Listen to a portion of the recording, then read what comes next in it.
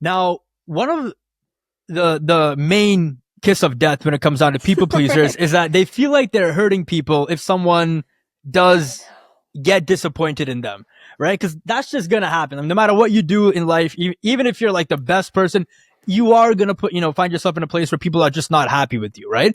So how do you really work yourself out of that mindset of knowing that you're not hurting people if they are disappointed in what you've done or what you're doing? Like, how do you know that you're not hurting people? Because that's the number one thing that stops people from changing. Yeah.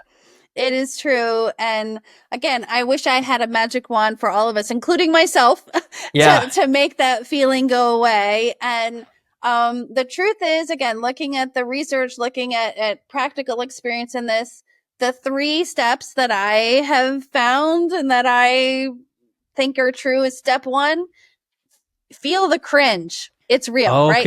You gotta it's true. Like, it is going to feel awkward. I'm just not going to magically, like, I disappoint somebody and it's like, oh, that feels like rainbows and unicorns. Like, it's not going to feel, but, so to feel like that feeling of is real, and that's okay. And step 2, realize that disappointment is not necessarily cruelty. It's clarity, as we said sometimes, right? You're being clear. You can't own their reaction, right? We can't control and own their reaction, but I can own my clarity of what I want and what I don't want. And step 3, in part, is to remember the wild truth that disappointing others is inevitable. It's inevitable. Of course, we're going to disappoint others, but abandoning yourself is optional.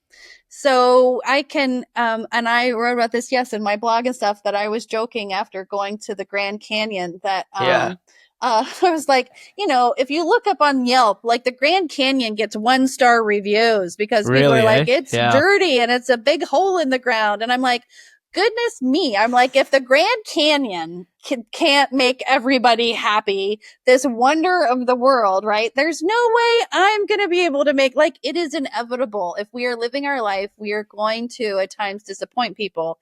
And so how can we, how though are we navigating? Am I navigating my life with that disappointment and trying to prevent disappointment? Or am I navigating my life with, like, staying true to what is important and what are my values and what matters most to me? And sometimes that might be disappointing somebody, but I'm doing that with clarity, and I can still do that with kindness. I can be like, sorry, I can't do that. All of the things. You don't have to be a selfish monster about things, as we said. But, disappointment, when you can disappoint someone, you can still be a kind, loving human. Like, welcome to the club. Like, we're all disappointing somebody somewhere. Sometime. Yeah, definitely. Yeah. Got it. Okay. Yeah. So that's pretty interesting. So the main 3 points is, like, feel the cringe, right? Just to get really comfortable with that feeling. Cause, like, you are going to go through it, right? So, like, you're going to have to just know what that feels like.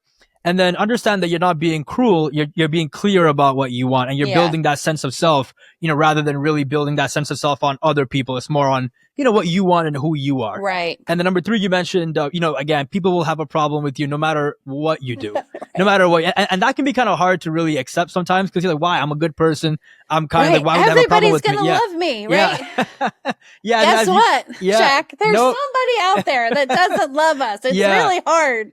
Yeah, exactly. And then especially in the world of social media, like, that makes it even harder. Oh, it's so hard. Because it's like, like, people leave random comments, with, like, random accounts. And then, like, in your mind, again, if you are in that phase of people pleasing, you're going to be like, man, like, what did I do to this person? Right. Why are they saying this? But again, one thing to really understand is, again, it's most times it's about them, not about you. Like, they're not happy with themselves. So they're just, like, projecting that onto you. Right. Mm-hmm. Yeah. Right. Now,